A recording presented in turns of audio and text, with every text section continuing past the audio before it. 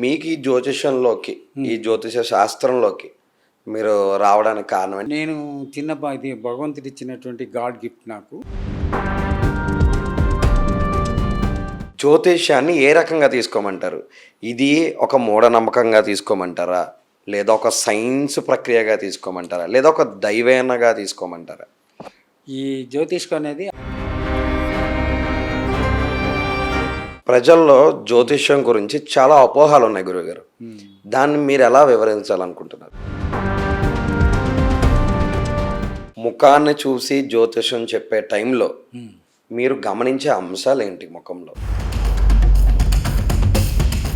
ఇప్పుడున్న కాలంలో ఎవరిని అడిగినా సరే ఆడవాళ్ళకి ఎడం మంచిదిరా, మగవాళ్ళకి ఎడం మంచిది కాదు, కుడే మంచిది అంటారు. అది ఎంతవరకు కరెక్ట్? అది అసలు ఆ ప్రశ్న కరెక్ట్.